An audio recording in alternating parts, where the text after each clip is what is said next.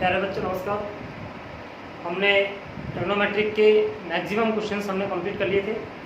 कुछ क्वेश्चंस बचे हुए हैं जिनको आप करने की कोशिश करना।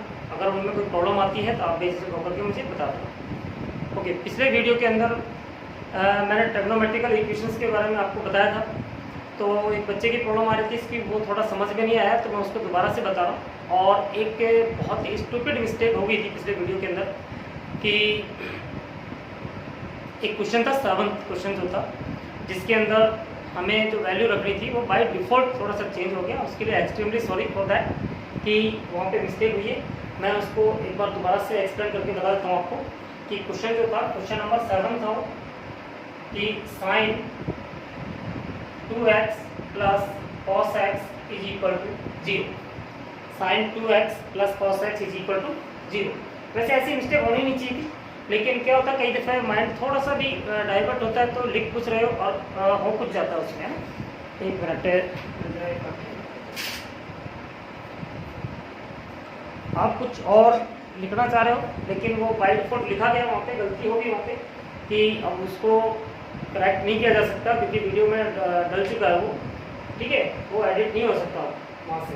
तो मैं इसको दोबारा से क्वेश्चन को करवा रहा हूँ और ध्यान से इस चीज़ को देखना है। sin 2x का फॉर्मूला लगाइए, 2 sin x cos x plus cos x is equal to 0।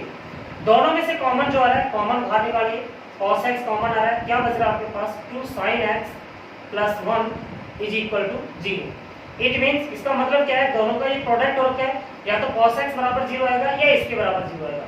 तो cos x is equal to 0 या 2 sin x plus 1 is equal to 0। तो मैंने जैसे बताया था cos x is equal to 0 होगा तो x की वैल्यू यहाँ पे क्या होनी चाहिए, हमारे पास x की वैल्यू आनी चाहिए 2n plus 1 into pi by 2, ठीक है। और यहाँ से जब हम x की वैल्यू निकालेंगे पहले sin x की वैल्यू निकाल लीजिएगा। sin x का मतलब होगा 1 इधर आएगा तो माइनस का 1 हो जाएगा, 2 डिवाइड होगा तो बाय 2 हो जाएगा। अब sin x की वैल्यू माइनस में 1/2 आ रहा है तो यहाँ पे देखिएगा हमारे पास sin x नेगेटिव कहाँ पे होता है, नेगेटिव होता है हमारे पास एक तो थर्ड क्वाड्रेंट में और एक फोर्थ क्वाड्रेंट में, ठीक है। तो यहाँ से मैं sin x is equal to minus sine 30 degree, ये मिस्टेक होगी थी वहाँ पे, यानी कि पाई बाय 6 की जगह पर पाई बाय 3 लिखा गया वहाँ पे, है ना। तो वो बाय डिफॉल्ट लिखा गया, पाई बाय 3 होना चाहिए, पाई बाय 6 होना चाहिए था, जबकि पाई बाय 3 लिखा गया वहाँ पे। अब देखिए आगे sin x is equal to, क्योंकि ये नेगेटिव है तो थर्ड क्वाड्रेंट में जाएगा, तो थर्ड क्वाड्रेंट में हम लिखेंगे तो ये होगा पाई माइनस पाई बाय 6, ठीक है, sorry pi plus pi by 6 होगा। थर्ड क्वाड्रेंट जाएगा तो पाई प्लस पाई बाय 6 होगा। तो यहाँ से हमारे पास आ गया sin x is equal to sine 6 और 7 पाई बाय 6 हो जाएगा। कितना हो जाएगा, 7 पाई बाय 6 होगा यहाँ पे। इसके बाद बड़ा दरवाजा बंद कर दो। तो यहाँ से मैंने आपको फार्मूला क्या बताया था कि sin x is equal to sine alpha. तो x इज इक्वल टू कितना होगा यहाँ पे n पाई प्लस माइनस 1 की पावर n इंटू अल्फा।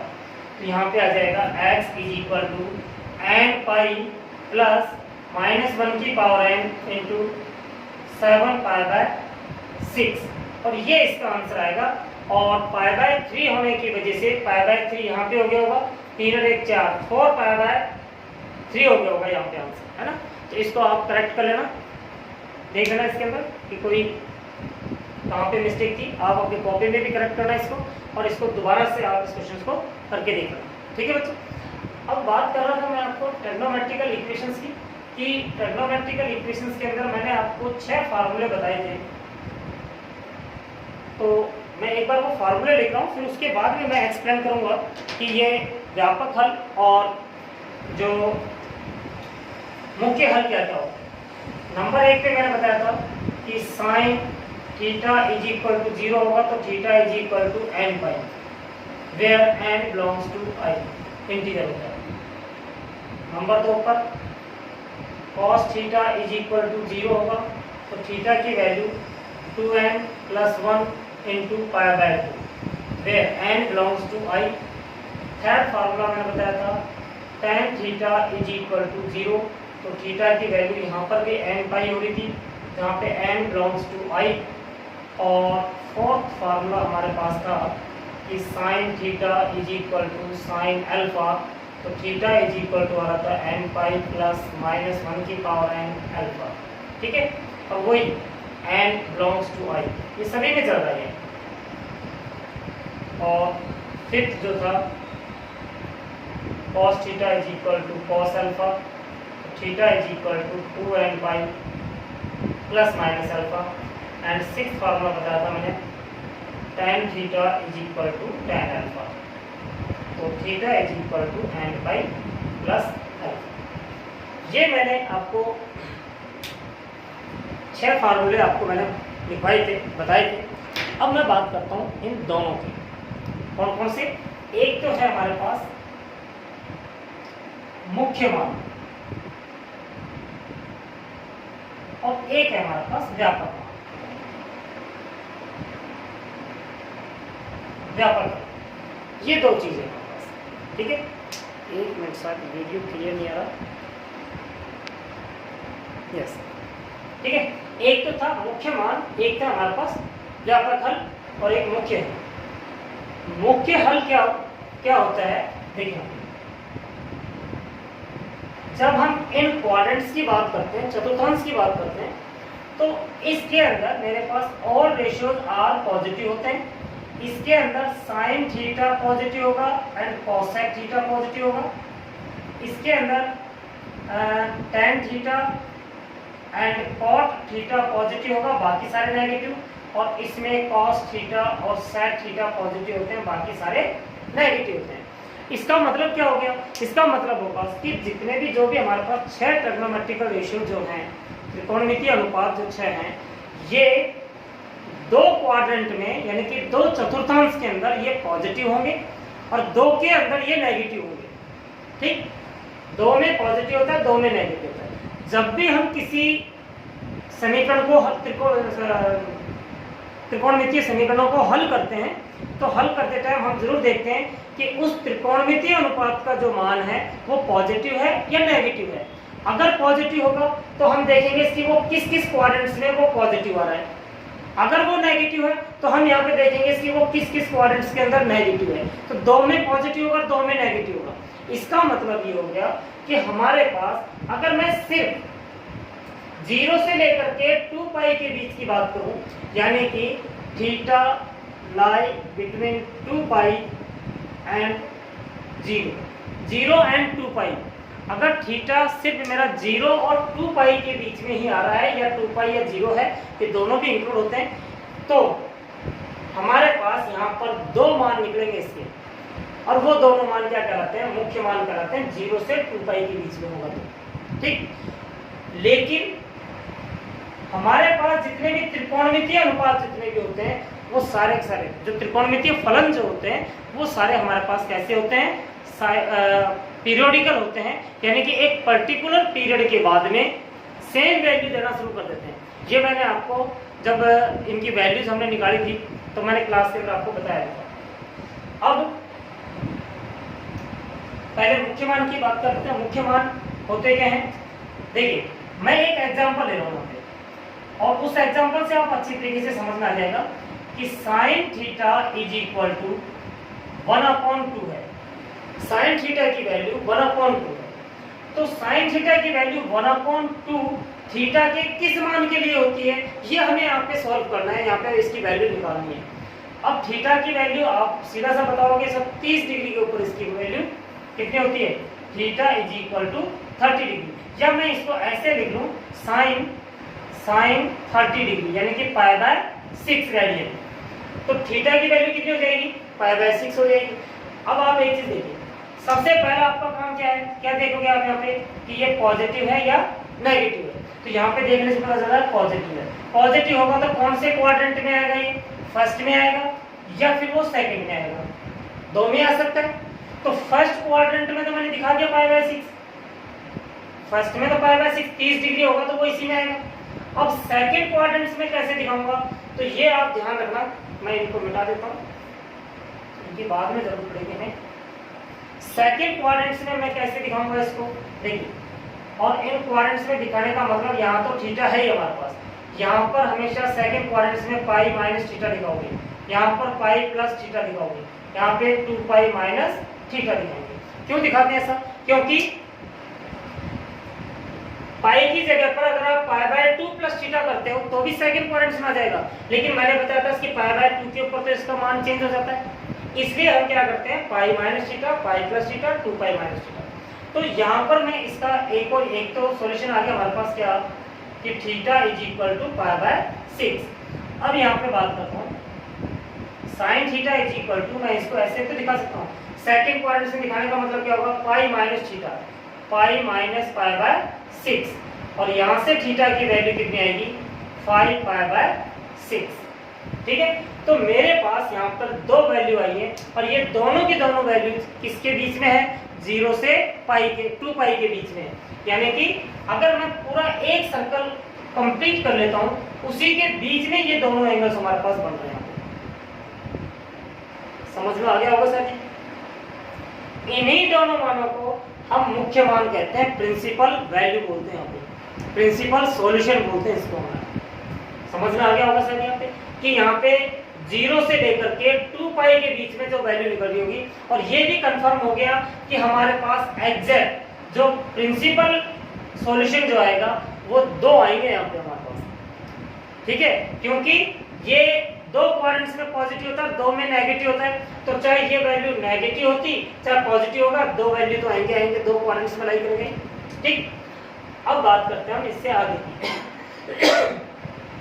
ये तो हो गया इसका प्रिंसिपल सॉल्यूशन।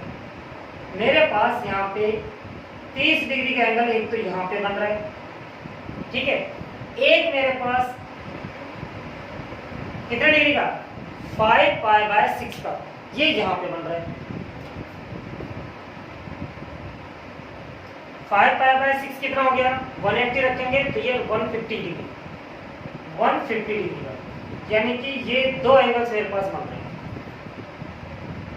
यहां तक तो ठीक है कि मेरे पास ये वैल्यू है, लेकिन क्योंकि मैंने अभी बताया था कि जो ट्रिग्नोमेट्रिकल फंक्शन जितने भी होते हैं, त्रिकोणमितीय फलन जितने भी होते हैं, वो सारे कैसे होते हैं, पीरियोडिक होते हैं। एक पर्टिकुलर पीरियड के बाद में वो सेम वैल्यू देना शुरू कर देते हैं। कैसे, अगर मैं इसको एक पूरा राउंड यहाँ पे लगा देता हूँ, तो अब ये कितने डिग्री का एंगल हो गया होगा मेरे पास, देखिए, यानी कि 2 पाई प्लस पाई बाय 6, 12 13, 13 पाई बटा में 6। मेरे पास कितनी वैल्यू आई, 13 पाई बटा में 6, और ये जो वैल्यू है इस एंगल पर भी साइन 13 पाई बाय 6 पर भी ये कितनी वैल्यू दे रहा है, 1/2 दे रहा है। फिर अगर मैं इसको और आगे बढ़ा दूं, यानी कि यहां से आगे मैं और बढ़ा देता हूं इसको, यहां से लेकर के यहां तक, अब इसके अंदर यहां पर आ गया तो भी इसकी वैल्यू कितनी होगी, 1/2 होगी।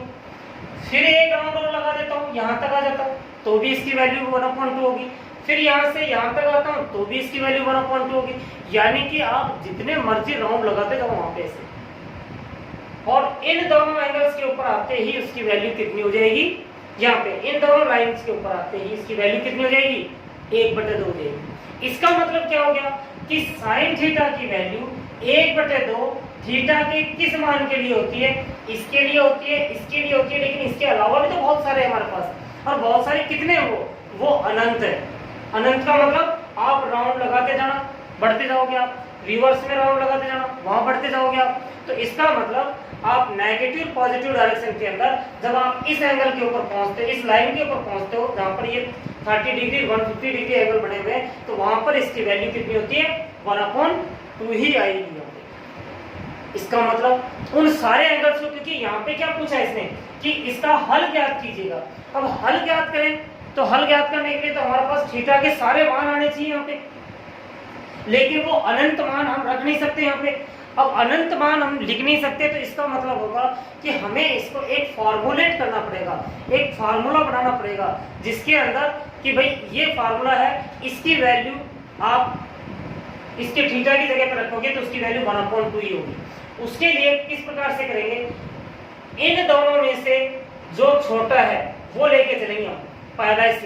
अब π/6 को लेकर के मैं इसको मिटा देता हूं। π/6 को लेकर के मैंने फार्मूला बताया था आपको क्या, कि यदि sine theta is equal to sine alpha हो तो थीटा की वैल्यू होती है n पाई प्लस -1 की पावर n इंटू अल्फा। ठीक है, तो यहाँ पे कितना हो जाएगा, थीटा इज इक्वल टू